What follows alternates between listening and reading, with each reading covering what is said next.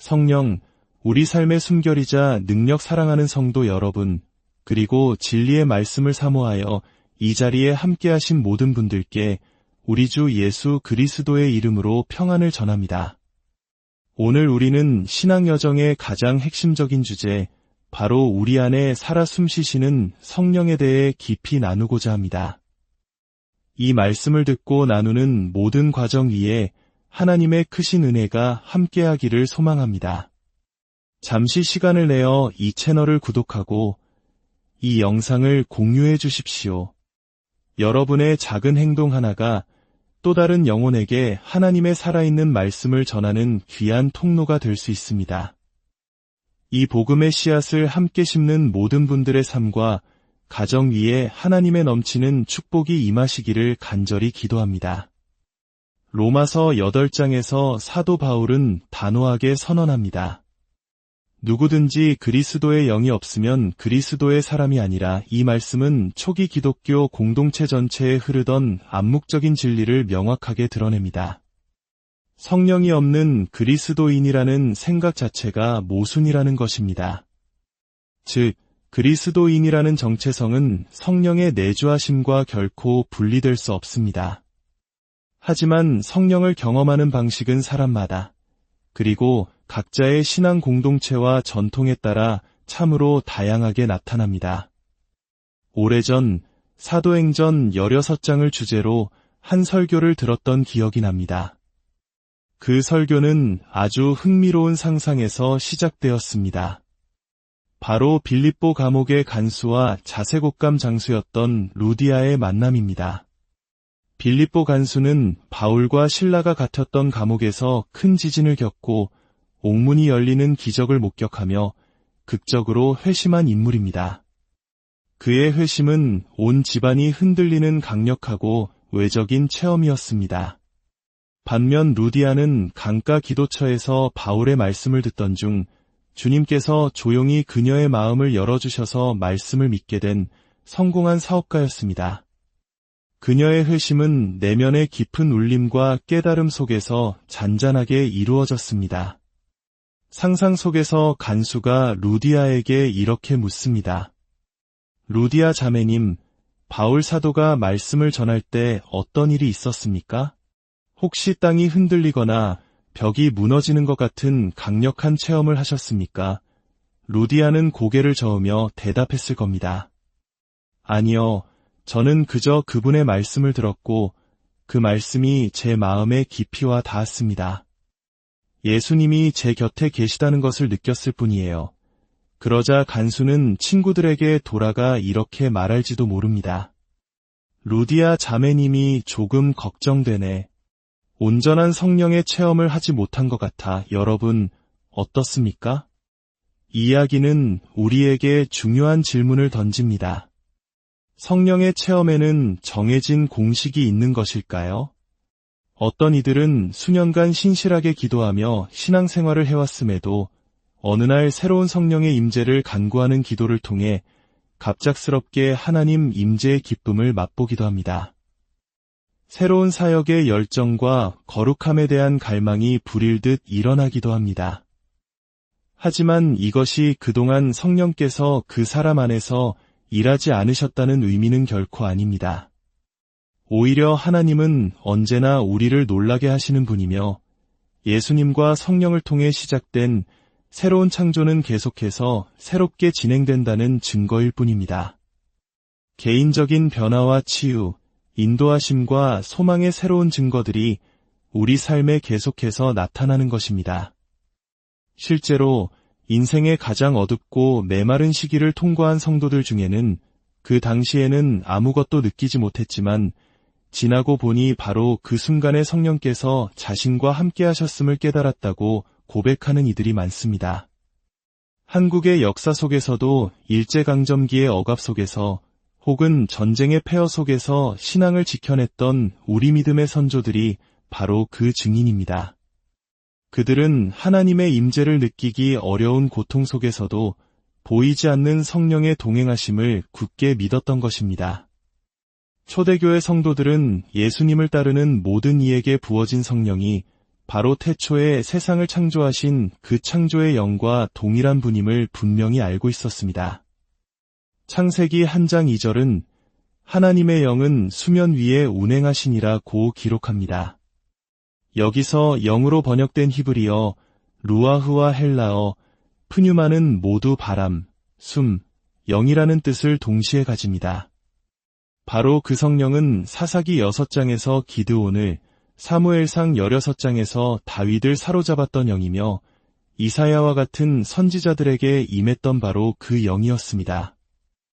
이사야 63장에서는 광야의 성막에 임재하셨던 하나님을 성령의 관점에서 묘사하기도 합니다. 그러나 사도행전 2장의 오순절 사건을 통해 예수님을 따르는 모든 이들에게 성령이 동시에 임했을 때 이것은 요엘 선지자의 예언이 성취된 결정적인 순간으로 여겨졌습니다. 말세에 하나님께서 당신의 영을 특정 인물에게만 부어주시는 것이 아니라 모든 육체에게 부어주시리라는 약속의 성취였습니다. 천지를 창조하신 창조주 성령께서 이제 예수님을 따르는 사람들을 통해 이 땅에 새로운 창조 프로젝트를 시작하신 것입니다. 사도행전 2장의 오순절 사건은 이스라엘 역사에서 매우 중요한 두 가지 순간을 떠올리게 합니다. 첫째, 오순절은 유대 전통에서 시내산에서 율법을 받은 날을 기념하는 절기였습니다. 6월절에 이스라엘 백성이 이집트에서 나온 후 50일째 되는 날, 그들은 시내산에 도착했고 모세는 산에 올라가 십계명을 받아 내려왔습니다. 이와 마찬가지로 예수님께서는 십자가에 못 박히시고 부활하신 후 승천하셨습니다. 하늘에 오르신 예수님께서는 이제 우리에게 성령이라는 선물을 보내주셨습니다. 이를 통해 예수님의 임재는 그분을 직접 만났던 소수의 사람들에게만 국한되지 않고 시공간을 초월하여 그분을 따르는 모든 이들에게 실제가 되었습니다. 모세가 돌판에 새겨진 율법을 가져왔다면 예수님께서는 우리 마음에 새겨질 살아있는 성령을 보내주신 것입니다. 둘째, 사도행전 2장의 장면은 출애굽기 40장에서 하나님의 임재, 즉 세키나의 영광이 성막에 가득 임했던 장면을 연상시킵니다. 시내산에서 율법을 받은 것은 하나님께서 이스라엘 백성 가운데 거하시기 위한 준비 과정이었습니다. 온갖 정성을 다해 아름답게 지어진 성막이 완성되었을 때 마침내 하나님의 영광스러운 임재가 그곳을 가득 채웠습니다. 누가가 오순절에 성령이 임하는 장면을 묘사하는 방식은 바로 이 율법 수여와 성막의 완성을 동시에 떠올리게 합니다. 이 순간부터 초기 기독교 공동체는 말하자면 움직이는 성전이 되었습니다. 그들이 어디를 가든지 성령께서 그들과 함께 하셨습니다.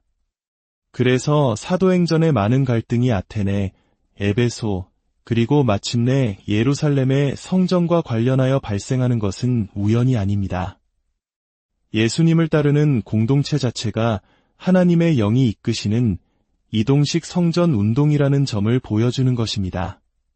그렇다면 성령께서는 구체적으로 어떤 일을 하실까요? 수많은 역할이 있겠지만 우리는 세 가지 핵심적인 사역에 주목할 수 있습니다. 첫째, 성령께서는 예수님을 개인과 공동체 안에 실제적이고 현존하는 분으로 만들어주십니다. 요한복음 14장부터 17장에서 예수님께서는 제자들에게 자신이 떠나가지만 보혜사를 보내주시겠다고 약속하십니다. 헬라어로 파라클레토스는 법정의 변호사, 곁에서 어깨를 감싸주는 위로자, 지혜로운 조언을 주는 상담가의 의미를 모두 담고 있습니다. 바로 이 보혜사 성령을 통해 예수님 자신이 우리 안에 거처를 삼으시겠다고 말씀하십니다. 그리고 놀랍게도 예수님이 오시는 곳에 아버지 하나님도 함께 오십니다. 성령의 사역을 통해 아들과 아버지가 우리 안에 거하시는 것, 이것은 요한계시록 21장에 나오는 하나님의 장막이 사람들과 함께 있음에라는 최종적인 약속의 예표입니다. 예수님은 내가 너희를 고아와 같이 버려두지 아니하고 너희에게로 오리라고 약속하셨습니다. 이 약속은 성령을 통해 오늘 우리 안에서 이루어지고 있습니다. 성령께서는 예수님이 하신 말씀을 기억나게 하시고 우리를 진리의 깊은 세계로 인도하십니다. 둘째, 성령께서는 상하고 죄로 얼룩진 우리 인간을 새롭게 빚으시어 하나님의 형상을 세상에 비추는 참된 존재로 회복시키십니다. 갈라디아서 5장에서 바울은 인간의 삶을 망가뜨리는 육체의 일과 성령을 통해 맺어지는 성령의 열매를 대조합니다. 그 열매는 사랑과 희락과 화평, 오래 참음과 자비와 양선, 충성과 온유와 절제입니다. 에베소서 2장에서 바울은 성령께서 예수님을 따르는 공동체 안에 거하심으로 교회를 살아있는 성전으로 만드시고 각 성도를 새로운 창조의 작은 모델로 삼으신다고 말합니다. 물론 이 변화는 자동적으로 일어나지 않습니다. 새롭게 된 인간으로서 우리는 자신의 영적 성장에 책임을 져야 합니다. 우리에게 일어난 일이 무엇이며 하나님께서 우리를 통해 무엇을 원하시는지 깊이 생각하고 그것을 구체적인 도덕적 결단과 행동으로 옮겨야 합니다. 로마서 8장 16절은 성령이 친히 우리의 영과 더불어 우리가 하나님의 자녀인 것을 증언하시나니 라고 말씀합니다. 이것은 기독교 영성의 신비를 보여줍니다. 우리의 숨결처럼 우리에게 가까이 계신 성령께서 우리의 생각과 감정 속에서 부드럽게, 때로는 강하게 일하시며 우리 마음에 새로운 생각을 주시고 부적절한 행동을 경고하시며 우리를 예상치 못한 가능성으로 인도하십니다. 이 모든 과정은 우리가 하나님의 새로운 창조를 살아내는 증인이 되게 하기 위함입니다. 셋째, 성령께서는 예수님을 따르는 이들에게 하나님의 선교를 위한 새로운 방향과 에너지를 공급하십니다. 예수님께서는 누가복음 11장 13절에서 약속하셨습니다. 너희가 악할지라도 좋은 것을 자식에게 줄 알거든 하물며 너희 하늘 아버지께서 구하는 자에게 성령을 주시지 않겠느냐, 이처럼 단순합니다. 우리는 그저 구하기만 하면 됩니다. 하지만 성령을 받는 것이 단 한 번의 사건으로 끝나거나 혹은 첫 번째 축복과 신자를 더 높은 차원으로 끌어올리는 두 번째 축복이라는 단계적 개념으로 이해해서는 안 됩니다.